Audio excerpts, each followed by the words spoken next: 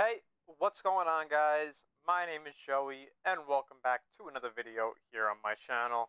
Now, today I got a real treat for you guys. I got my meta build for the Xoris in Warframe 2025. Now, this is a weapon you get extremely early on. You get this from the Deadlock Protocol. You get every single part from it. You don't have to trade for it. You don't have to go elsewhere and farm it. You don't have to buy it. And it is capable of taking you from the beginning of the game all the way through to like level cap in end game scenarios. Very, very good weapon.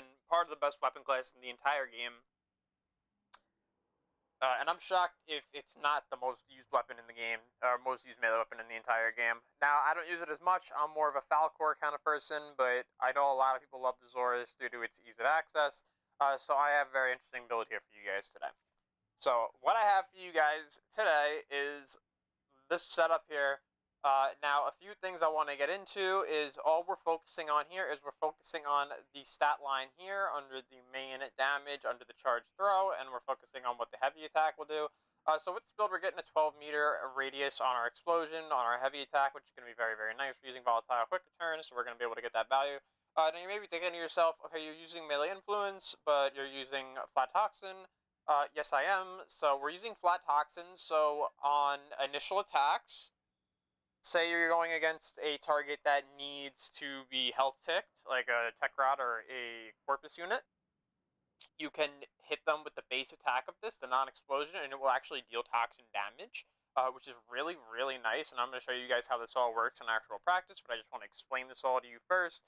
And when you're heavy attacking, you're going to be dealing corrosive damage. So for those targets that have armor, you're going to be stripping away their armor while still dealing electric damage, because this weapon, in fact, has forced impact and electric procs on a heavy attack. So you're still dealing electric damage, so you don't actually need to mod for it. So that's why we mod for flat toxin, and then we have corrosive on here. So now the build itself, stance mod doesn't matter. I have whirlwind on here. You can go for a max. I have a 120 on here because I didn't want to formulate again. As you can see, I'm out of space. We have prime pressure point on here for flat melee damage. We have amalgam organ shatter for critical damage and heavy attack windup speed. This is going to allow us to throw the glaive faster.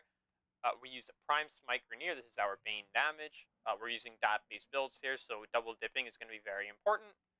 We're using a galvanized steel. This will give us CC plus CD. I like it. You could use sacrificial steel, but sacrificial steel will get you, I can't even put it on right now, but it will get you to about like 60-some% here, like 62% or somewhere around there. I think it's 62 or 64%. So the oranges really aren't even like that consistent. So if you really want to go for sac steel, you can. But for me, the crit tier bump isn't often enough, so I just go for this to give me the extra CD. Galvanized reflex here, so we can get that free 5x combo. We have prime fever strike on here for 165% toxin damage, volatile quick return, so we get that -4 bounce, +3 blast radius, and 100% chance to explode on bounce. So you know when we hit the target, it will explode. And then we have galvanized elementalist on here. This is for status damage multiplier, and also we are going to have status chance up to 120% just for getting a few kills. And then we have melee influence on here. Now, I'm going to explain this to you guys, and I'll be explaining how this one works. Now, I'm going to spawn in these heavies. Now, what I was explaining to you guys before is this is just like you throw your glaive and you use it, yada yada. It's got big blast radius when it hits target. Now, you can see we're throwing it, and it does impact. It does impact. There's a little bit of corrosive because it's exploding since it's hitting the enemies. It's not heavy attacking, but it is exploding, and it's getting heavy attack part. Now, you can see we're proccing things like Toxin on here. So now you can heavy attack, and you can see we're going to be dealing corrosive damage, and we actually are able to get influence up. So we have influence up right now. Now you can see if I throw this at the target, we proc 5 corrosive stacks without me even exploding it. We get some slash, we get some toxin. Now you can see those ticks are toxin, those ticks are not electric. So the whole point of this is if you want electric, you have to explode the glaive, like that. You'll get your electric procs. This will allow you to get influence up. If you want, you can just throw it and let it explode on the target. This will give you big corrosive armor stripping, as well as the chance to give you toxin damage.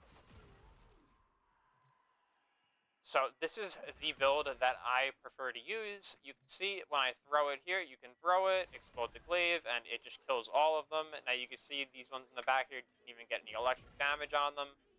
Now they do, and they tick down very, very easily. This weapon has a giant radius. It's very, very good. You can see how easy it is to take targets out with it.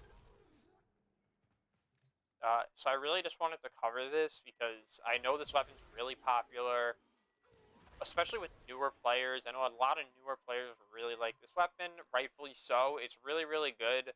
I know I'll be covering more glaives soon. I'll be covering the glaive prime sooner or later. I know that's also a very popular one with newer players. Though nowadays it's not really as good as it used to be. Still a great option, but you know, with the HP changes and everything, slash itself just being diminished. So you guys can see what the Xoris will do here. It's really, really solid option as far as weapons go. You know, and like I said, with its ease of access, it's very, very easy. You can see the way it works. It works really, really well. And you can just see here that, you know, if you want to use this for your heavy attacks, you're going to be able to use it just fine. You're going to get your ticks, so be able to take care of everything in the room. And it's like very comparable to something like a Falcor, where if you use like a quick return build on the Falcor, you'll see it's kind of like the same way. I don't even know if I have the right bane on here, but we'll see. This is like kind of why I like the Falcor more, because the Falcor you can throw through the enemies and then explode it after it hits a few of them, because it has infinite punch through even with volatile quick return. Like that was without me even exploding it. So there's a few reasons why I like the Falcor more. But for the most part, the Xoris is extremely powerful. I definitely would recommend you guys give this weapon a try for yourselves. If you guys haven't tried it yet, if you tried it and you're looking for a better build, this is something I could recommend to you guys. So let me know what you guys think down below. Leave a comment, leave a like, please subscribe. Thank you guys for supporting me, and have a great rest of your